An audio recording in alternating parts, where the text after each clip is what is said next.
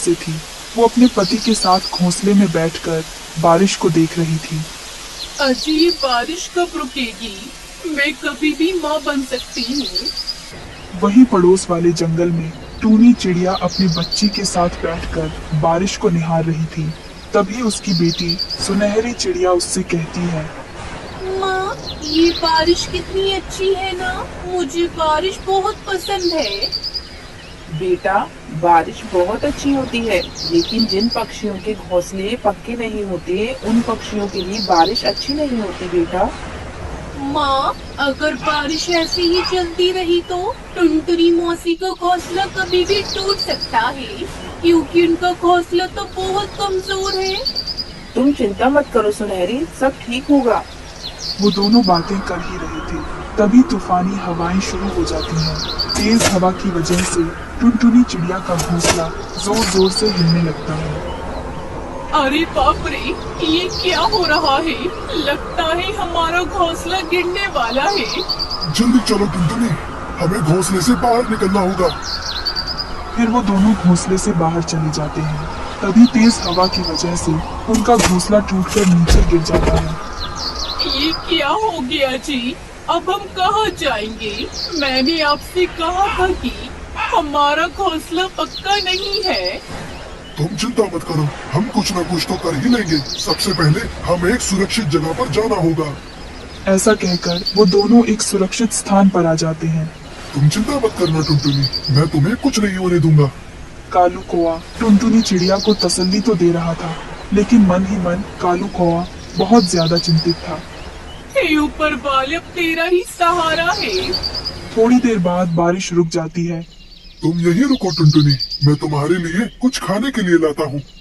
अजी, आप अकेले कहाँ जाएंगे? मैं भी आपके साथ आऊंगी। नहीं नहीं, यहाँ शिकारी पंछी शिकार की तलाश में घूमते रहते हैं। ऐसे में तुम्हारा बाहर जाना खतरे से खाली नहीं। तुम यहीं रुको, मैं खाना लेकर अभी आया। ऐसा कहकर कालू कौआ खाने की तलाश में निकल जाता है। बहुत देर ढूंढने के बाद उसे एक जगह दाना पानी मिल जाता है। वो खाना लेकर जा रहा था, तभी उसे एक पेड़ पर बांस का घर दिखाई देता है। अरे, ये बांस का घर तो बहुत मजबूत और सुंदर दिख रहा है। मुझे भी एक ऐसा ही घर बनाना चाहिए। ऐसा कहकर कालू कौवा खाना लेकर अपनी पत्नी के पास चला जाता है। दोनों मिलकर खाना खा लेते हैं। तुम्हें पता है टुनटुनी, मैंने आते समय एक बांस का घर देखा। हमें भी एक ऐसा ही घर बनाना होगा।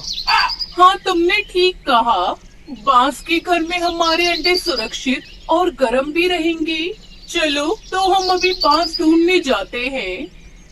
ऐसा कहकर वो दोनों बांस ढूंढने के लिए निकल जाते हैं, लेकिन उड़ते उड़ते टुनटुनी चिड़िया का पेट अचानक से दर्द करने लगता है। अजी, अचानक से मेरे पेट में दर्द हो रहा है।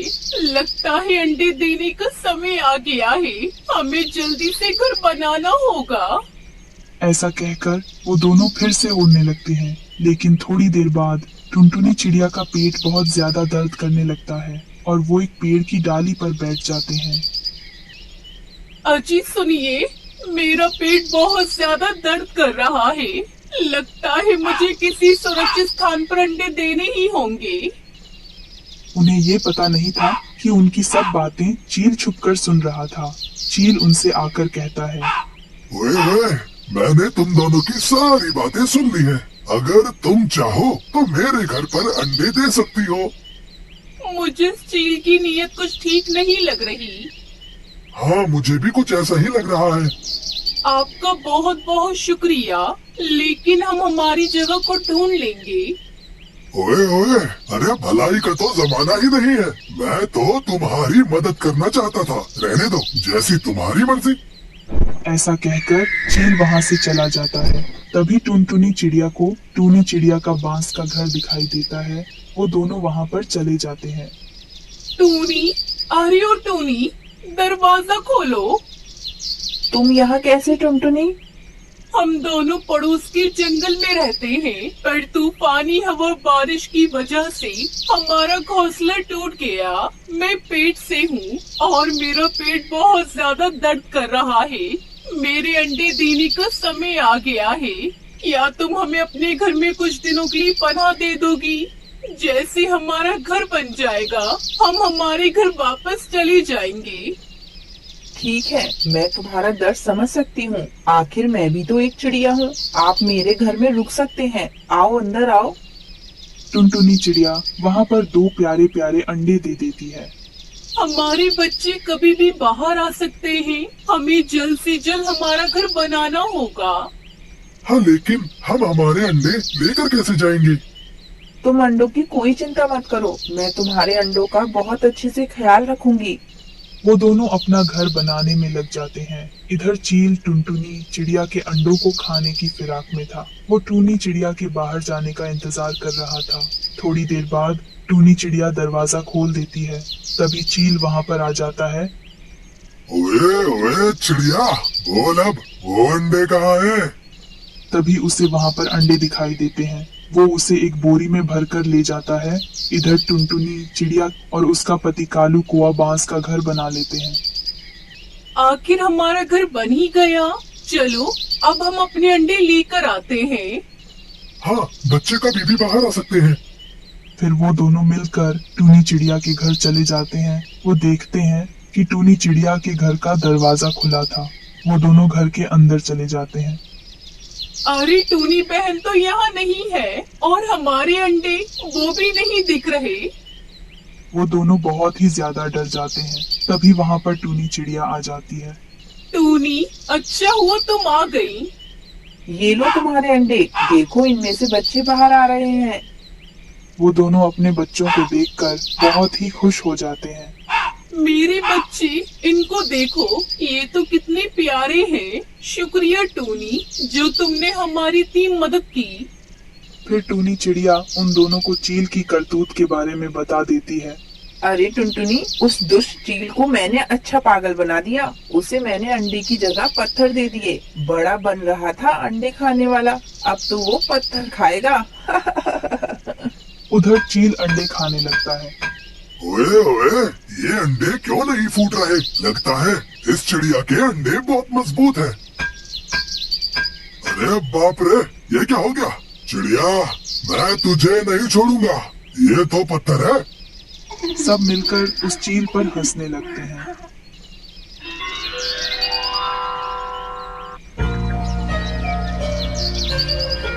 हिमालय के जंगल में टुनटुनी चिड़िया रहा करती थी। उसने 2 अंडे दिए थे। टुनटुनी बहुत ही गरीब थी। वो सेठ कड़कनाथ के घर मेहनत मजदूरी किया करती थी। एक दिन वो अपने अंडों पर बैठी थी और सोच रही थी, हे भगवान, कुछ ही दिनों में मेरे अंडे से बच्चे बाहर आ जाएंगे। मेरा खर्च बहुत बढ़ जाएगा। ऐसा करती हूँ, सेठ जी से कुछ रुपए उधार मांग लेती हूँ। ये सोचकर वो सेठ कड़कनाथ के पास गई। सेठ जी, मुझे कुछ रुपए उधार चाहिए। मेरे बच्चे कुछ दिनों में अंडे से बाहर आ जाएंगे। उनके आने से पहले मुझे अपने पक्का मजबूत घर बनाना है और बच्चों की देखभाल भी करनी है। तब तक आप लोग कमेंट पे बताएं 120 + 70 + 90 कितने होते हैं। अब मैं तुम्हें 1 रुपए भी उधार नहीं दूंगा। तुम पिछले महीने ही उधार लेकर गई थी, अभी तक उसे नहीं चुकाया। चलो जाओ यहाँ से। उदास होकर टुनटुनी अपने घोंसले में लौट आती है। हे भगवान, तुम मुझे और कितना दुख दोगे। मैं अकेली कैसे अपने दुख को दूर करूं? भगवान, कोई तो रास्ता दिखाओ। थक हार के टुनटुनी चिड़िया सो जाती है। अगले दिन जब वो सोकर उठती है तो देखती है कि बाहर बारिश हो रही थी। हे भगवान, अब मैं क्या करूं? बारिश का मौसम तो शुरू हो गया। मुझे किसी तरह अपने अंडों को बचाना होगा। टुनटुनी अपने दोनों अंडों को लेकर अपनी सहेली टूनी चिड़िया के घर जाती है। अरे ओ टूनी बहन, दरवाजा खोलो। मैं टुनटुनी हूँ। बहन, बाहर बहुत तेज बारिश हो रही है। अरे टुनटुनी, इतनी तेज बारिश में मेरे घर क्या करने आई हो? टूनी बहन, मेरा घर बहुत कमजोर है और जोरों की बारिश हो रही है। मेरा अंडा खराब हो जाएगा। मेरे अंडों को अपने घर में रख लो।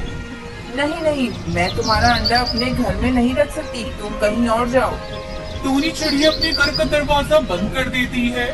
इतनी तेज बारिश में कहाँ जाऊँ? मुझे कुछ समझ में नहीं आ रहा है। तभी उसे कालू कौवे का घर दिखाई देता है। कालू भैया, अरे कालू भैया, मेरे अंडे अपने घर में रख लो कुछ समय के लिए। इतनी तेज बारिश में मेरा अंडा खराब हो जाएगा। ठीक है टुनटुनी बहन, आओ अंदर आओ और अपने अंडे रख दो। टुनटुनी चिड़िया खुशी खुशी अपने दोनों अंडों को कालू कौवे के घर में रख देती है और नया घर बनाने के लिए लकड़ियाँ चुनने चली जाती है। जंगल में से आम का एक बहुत बड़ा पेड़